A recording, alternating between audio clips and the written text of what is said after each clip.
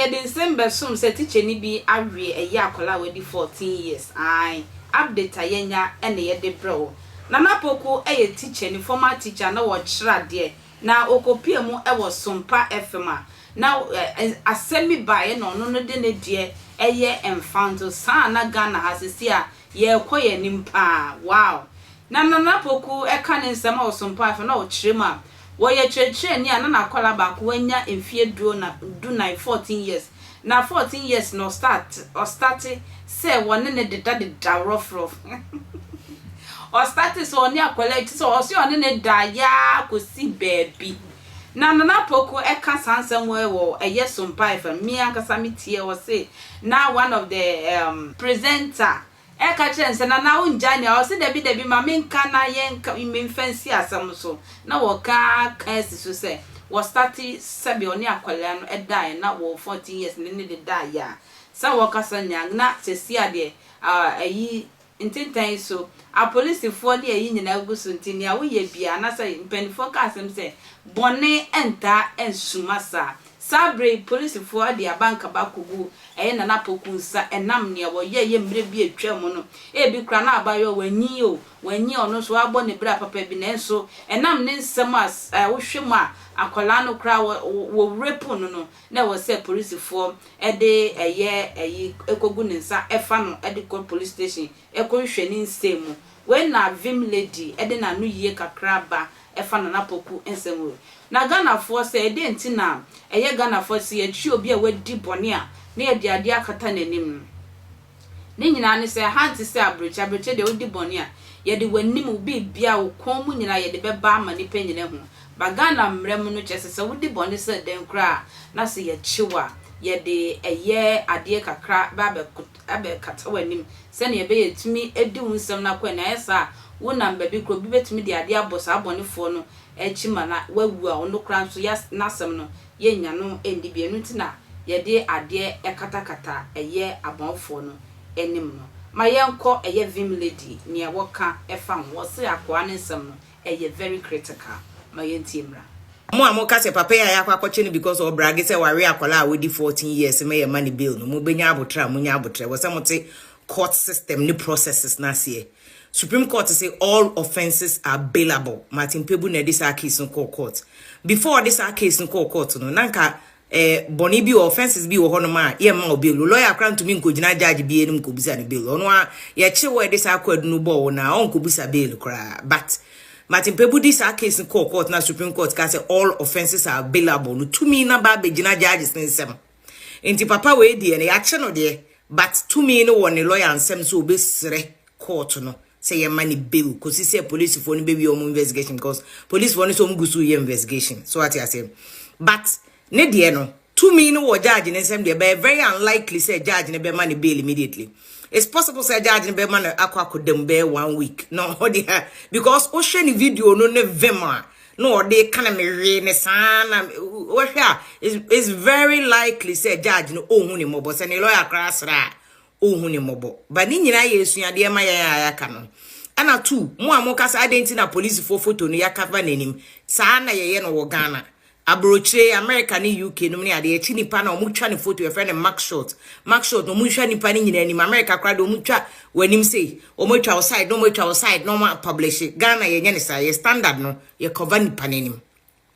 enti enye papa we nko ene ya che na ya cover nanim enti ya semba ye nya hunahuna ne ade ne cover nanim me ye cover nanim ye nya ne say this is the standard for all suspect bi e be chi ni bi e be twa ne photo a ye cover nanim unim na afa video no kra wa abonten dada enti everybody knows and obi say ne enko check say yo no a madam unim case je police for do you know the kind of work a police for akwa me di video no come a police for kra no mo so mo video dada and they were looking for him. Police, but they don't need to prove anything to you. Obisusu Busa said, why na complainer? This is a criminal case. So you're born in it here or mine. There's always a complainer there. But bonina why no nyentia nipa no. And yet Asumasi versus Asumasi case. Criminal case is a republic versus Obinting. Enti nipa no papa na yakwa kwache no. Oni o man Ghana na enya because Ghana mmra na say akola only 16 years. Oni to me so obedia tum so ono obeda ana ono wona nti one ne koda ɛhɔ na pamafasi wayɛ bɔne dada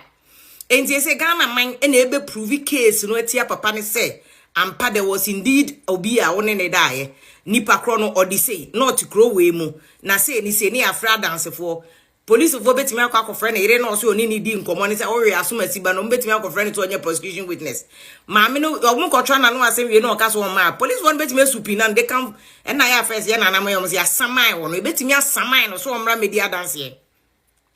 what you say enti no obia onim bi akra no kra na make statute of limitation no Ghana criminal cases no entwem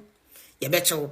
enti akra kro no ye ne sa no Ghana police dey me say ye do hye boase na so omo so ombehwe wo a ombehwe wo 2 year de anu adwene hu mienu miensa nan enwene mo nko ho dwene hu mienu miensa nan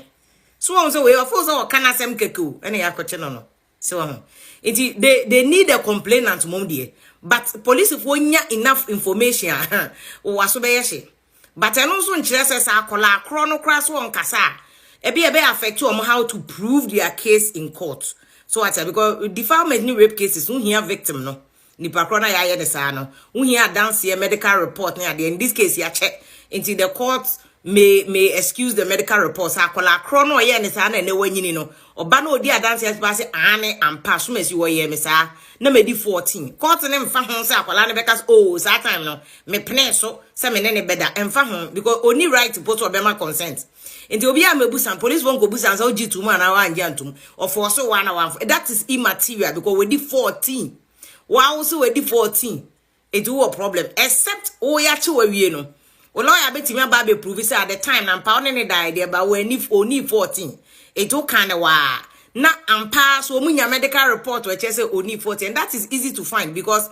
akola kro no so ho na ne wanyini kra betimi a check sata ma na okokuma ka no edi sen 4 years before then no ni age yes enti no want to me fake it. You cannot fake it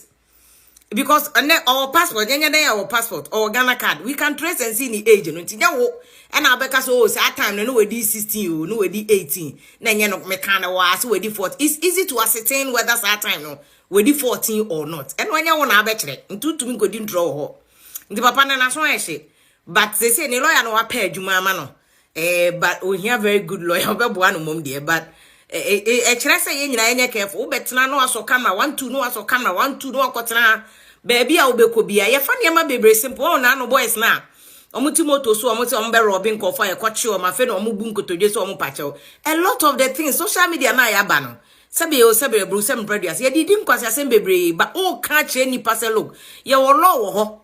cyber security law de obeye o internet so o threat obi o internet so o ko share obi video o de obi nude o de hunhunra no o de extort o kan asem ye careful ye mpesi ye betie o we papa ya asem me fa na simple so na ato no every day things are happening to people that we can learn from we refuse to learn o kire nkofo na no ameka se eyi se wa me ye die me ko ka se o ko share obi video na na no ko twaye no no o de ya nche obi e no chese ye nche